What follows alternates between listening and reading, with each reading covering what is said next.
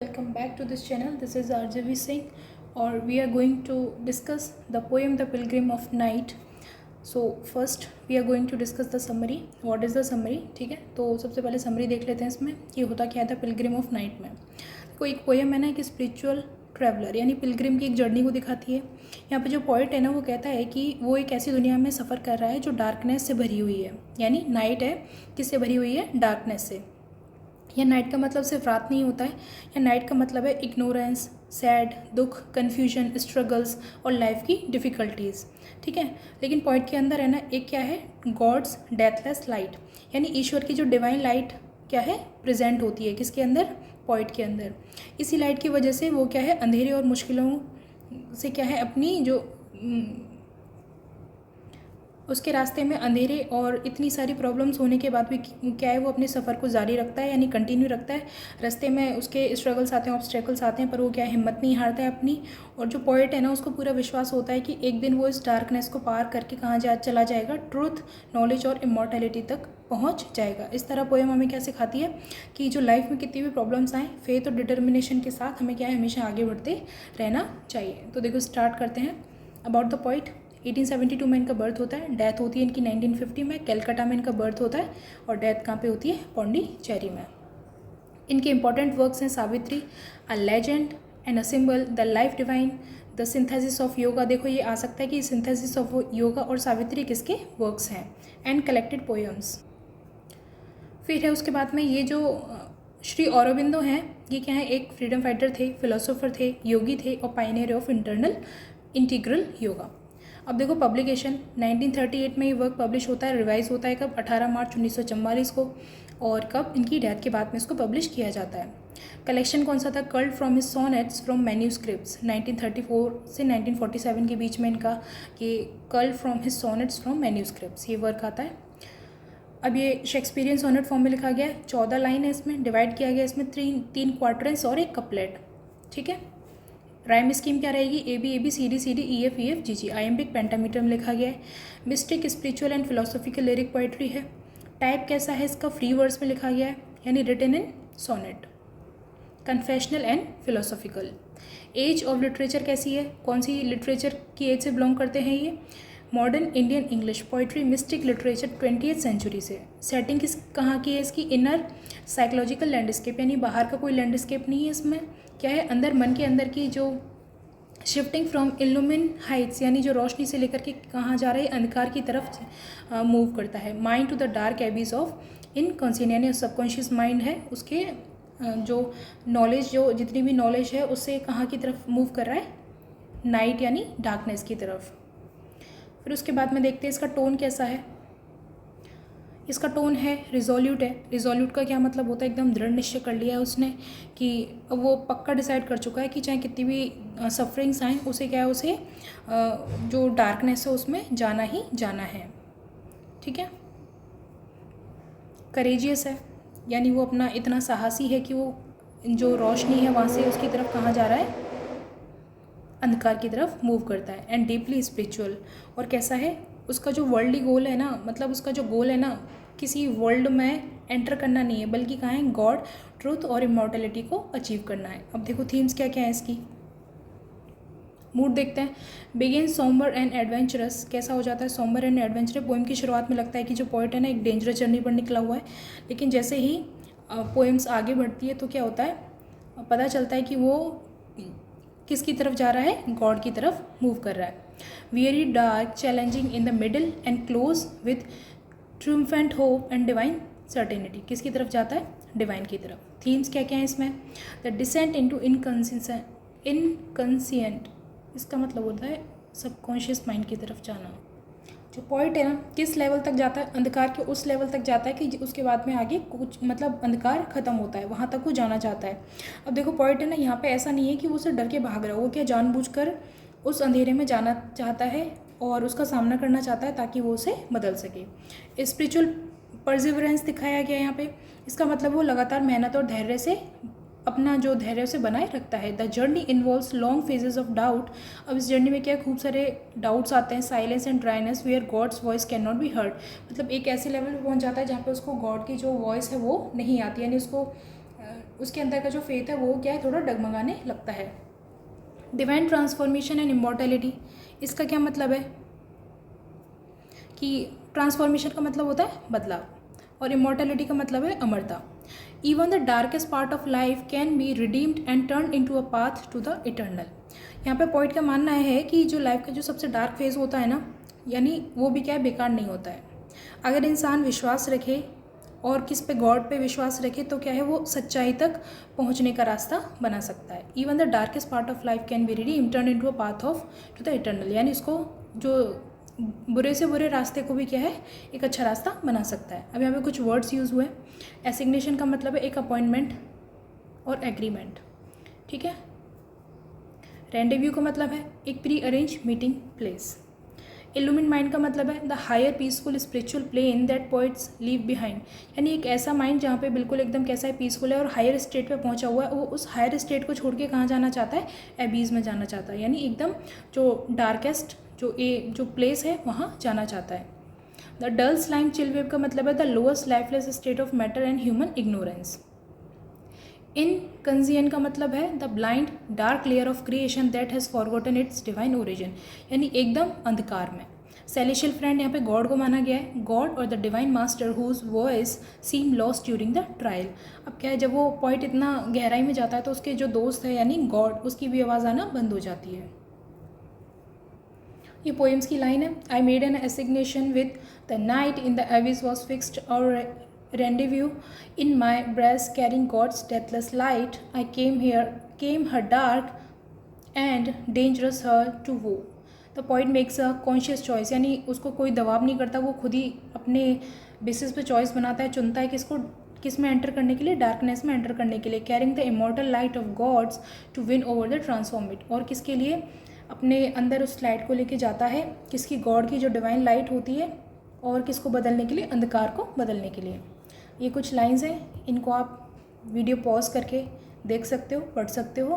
अब देखो इसमें सिंबल्स यूज़ हुए हैं। द पिलग्रिम, पिलग्रिम किसको सिंबलाइज करता है, सिंबलाइज द सीकिंग सोल, एक ऐसी जो सोल जो क्या है, हमेशा खोजती रहती है। और द योगी, एक yogi who undergoes hardship to conquer the transform darkness, वो क्या है, डार्कनेस को बदलने के लिए क्या है, जो जितनी भी सफरिंग्स होती हैं और हार्डशिप्स होती हैं उनसे लड़ता है। नाइट यहाँ पे सिंबलाइज करती है किसको, इनकंसियन, इग्नोरेंस, वर्ल्डली सफरिंग्स, यानी जो जीवन में जो दुख है उनको दिखाती है। And cosmic darkness, it is hidden aspect of the divine, ये क्या है, जो डिवाइन है, दैवीय शक्ति है, उसका हिडन आस्पेक्ट होता है। ठीक है, यहाँ तक आपको समझ में है। मतलब जब लाइफ में कुछ भी समझ नहीं आता है ना, और सब कुछ कैसा लगता है, एकदम अंधेरे जैसा लगता है, उस नाइट के लिए यहाँ पे ये यूज़ किया गया है। फिर है गॉड्स डेथलेस लाइट, ये सिंबलाइज करती है किसको, गॉड के फेथ को, डिवाइन गाइडेंस को और स्पिरिचुअल ट्रुथ को। फेथ को, soul consciousness and spiritual truth carried within the heart during times of crisis, यानी जब दुख के दिन आते हैं तो हम अपने मन में एक विश्वास रखते हैं ना, तो वो गॉड्स की डेथलेस लाइट होती है।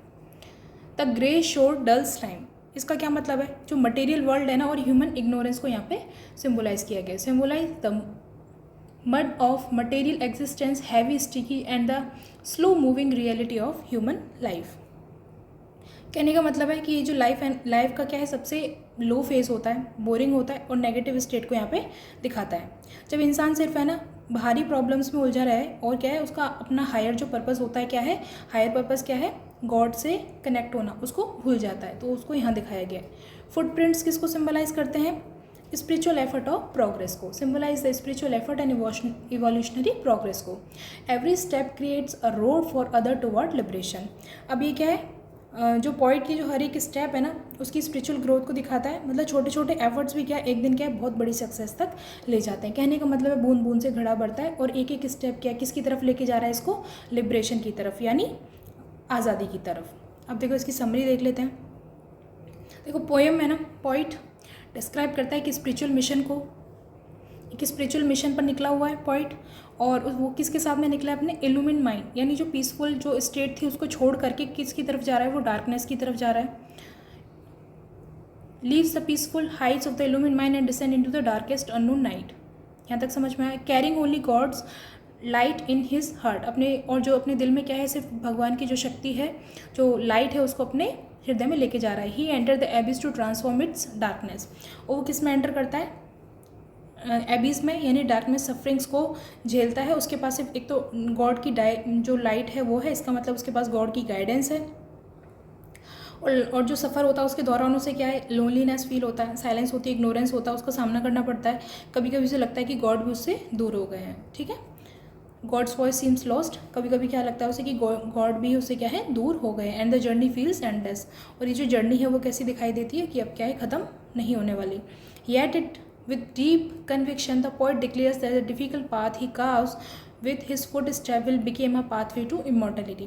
और लास्ट में ना पोइट बोलता है, पोइट यहाँ लास्ट तक हिम्मत नहीं हारता है, उसे मतलब पूरा यकीन होता है कि उसकी ये जो डिफ़िकल्टी है, जो डिफ़िकल्ट जर्नी है, जो डिफ़िकल्ट पाथ है, उसको कहाँ तक लेके जाएगा, उस एक दिन उसे कहाँ तक लेके जाएगा, उसके जो पद चिन्ह है वो कहाँ तक लेके जाएंगे उसको, ट्रूथ की तरफ, लिबर्टी की तरफ, और किसकी तरफ, इमॉर्टैलिटी की तरफ पहुँचाएंगे।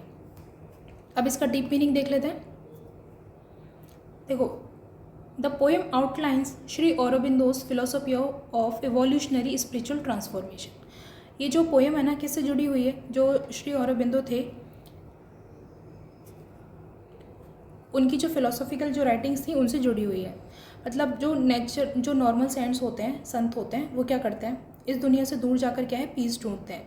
लेकिन श्री अरबिंदो यहाँ पे क्या कहते हैं, इस पोएम के थ्रू क्या कहते हैं कि असली जो स्पिरिचुअल हीरो है ना, वो है जो डार्कनेस से भागते नहीं है, बल्कि उसमें क्या उतर कर उसको ट्रांसफॉर्म करते हैं।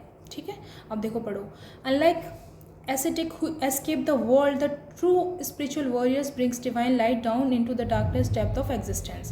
यानी देखो, आपने देखा होगा संत वगैरह होते हैं वो क्या है, एकदम शांति उसमें चले जाते हैं, पहाड़ों में चले जाते हैं, तो किसके लिए जाते हैं, एकदम एस्केप कर जाते हैं वो। लेकिन यहाँ पे जो पॉइंट है ना, इसके थ्रू क्या कहता है कि वो कहाँ जाता है, वो नाइट में जाता है, यानी एकदम डार्कनेस में जाता है, जिससे कि उसको डार्कनेस को किस में ट्रांसफॉर्म कर सके, लाइट में ट्रांसफॉर्म कर सके।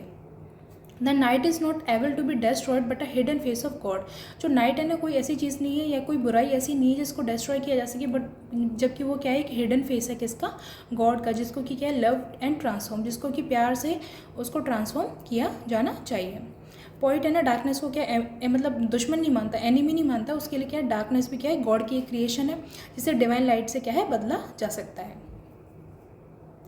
फिर नेक्स्ट बढ़ते हैं। Spiritual progress demands passing through isolation, doubt and cold reality. Spiritual progress का क्या मतलब होता है कि किसके थ्रू हमें किससे निकलना चाहिए, आइसोलेशन से बाहर आना चाहिए, डाउट से, और किसी जो रियलिटी है उससे फेस करना चाहिए। ट्रू विक्ट्री, सच्ची जो जीत है ना, वो किस में comes when the soul relying on its inner light. किस पे, यहाँ पे जो पॉइंट बोलता है कि स्पिरिचुअल ग्रोथ ईजी नहीं होती, और लाइफ होती है ना, उसमें क्या है, बहुत सारे डाउट्स होते हैं, अकेलापन होता है, स्ट्रगल्स आते हैं। लेकिन कभी लगता है कि गॉड साथ हैं, कभी लगता है गॉड साथ नहीं है, पर फिर भी क्या है, हमें गॉड के ऊपर जो फेथ है, जो विश्वास है, उसको नहीं छोड़ना चाहिए। When the soul relying on its own inner light creates a path of liberation। और क्या है, जो हमारे अंदर की जो खुद की शक्ति होती है, भगवान की शक्ति के थ्रू हम क्या करते हैं, अपने लिए क्या इमॉर्टैलिटी का एक रास्ता बनाते हैं, लिबरेशन यानी आज़ादी का रास्ता बनाते हैं, through the dark matter of life, और किसी अंधेरे से। ठीक है, और लास्ट में जो सोल होती है ना, अपनी इनर लाइट की मदद से क्या है, जो डार्कनेस को जीत लेती है और लिबरेशन पर ले जाती है। देखो, इसका जो कंक्लूजन निकल के आता है, यहाँ जो श्री अरबिंदो कहते हैं कि जो लाइफ है ना, उसकी जो प्रॉब्लम्स, उसे भागना सॉल्यूशन नहीं होता है। लाइफ में दो हमारे पास चीज़ होती है, भाग लेना या भाग लेना। एक भाग लेने का मतलब है रन अवे, और भाग लेने का मतलब है पार्टिसिपेट। ठीक है, तो हमें हमेशा क्या करना चाहिए, पार्टिसिपेट करना चाहिए, हमें उनका सामना करना चाहिए। जिस तरह एक जो टीचर है ना, क्या करता है, एक वीक स्टूडेंट्स को छोड़ता नहीं, बल्कि उसको इम्प्रूव करता है। उसको जब आप टीचर बन के जाओगे तो ऐसा नहीं कि क्लास में कोई वीक स्टूडेंट दिखा तो आप उसको इग्नोर करोगे और जो इंटेलिजेंट है उसी पे फोकस करोगे, नहीं। आप क्या है, उस जो वीक बच्चा है उसकी कमियों को देखोगे, कमियों को इम्प्रूव करने की कोशिश करोगे और ट्रांसफॉर्म करोगे। और फिर यही क्या है, जो पिलग्रिम ऑफ द नाइट है ना, इसी का यही मैसेज है। ठीक है, pilgrim night, struggle, fate, transform and immortality. ये देखो क्विक फैक्ट्स, इसमें देख लो, शेक्सपियरियन सोनेट है, कब लिखा गया था, 1938, दोबारा पब्लिश होता है 1944। Iambic pentameter, rhyme scheme AB CD CD EF EF GG। फिर उसके बाद में पब्लिश कब होता है, उनकी डेथ के बाद में होता है। Sonnets from manuscripts. औरबिंदो क्या थे, एक फ्रीडम फाइटर थे, फिलोसोफर थे, योगी थे, फाउंडर ऑफ इंटीग्रल योगा। और ये हमें क्या सिखाती है, teachers the courage to face transform darkness instead of escape. यानी दुख से भागने से अच्छा है कि हमें उसमें क्या है, उसको ट्रांसफॉर्म करना चाहिए, बदलने की कोशिश करनी चाहिए, उसे लड़ना चाहिए। It reflects the yogic path of integral transformation, not personal salvation alone but the upliftment of the life itself. इसका ये मतलब नहीं है कि कहीं दूर में जाके तुम क्या है सन्यासी योगी बन जाओ, वो नहीं करना है। क्या करना है? Upliftment of the life itself, खुद से क्या है लाइफ को अपलिफ्ट करना है, यानी जीवन को अच्छा करना है। इट गिव्स होप, एक आशा देती है, that even the most difficult spiritual struggles have a divine purpose. और जितने भी कठिन से कठिन जो कार्य होते हैं ना, उनमें भी क्या होता है? एक दैवीय उद्देश्य छिपा होता है। It is a masterpiece of spiritual literature that combines, किसको कंबाइन करता है? इनका जो वर्क है, ये मास्टर पीस वर्क है, पोएट्री को, फिलोसॉफी को और डीप साइकोलॉजिकल इंसाइट को। And yet I know my footprints track shall be a pathway toward immortality. और उसके जो फुटप्रिंट्स हैं और जो उसके दिल में जो गॉड की जो लाइट है, वो उसको कहाँ तक लेके जाएगी? इमॉर्टलिटी की तरफ, यानी लिबरेशन की तरफ, आज़ादी की तरफ लेकर जाएगी। यहाँ पे अपनी पोएम कंप्लीट होती है। आई होप आपको ये वीडियो पसंद आएगी। लाइक करना, शेयर करना, सब्सक्राइब करना। और ऐसे ही शॉर्ट, अब सिर्फ 3 पोएम्स और रह गई, वो भी मैं फटाफट से भी डाल दूँगी, तो आप इसको प्लेलिस्ट में जाके देख सकते हो। रिवीजन के नाम से मैंने एक प्लेलिस्ट बना दी है, RPSC second grade English poetry revision. आप वहाँ जाके इसको देख सकते हो। Thank you so much.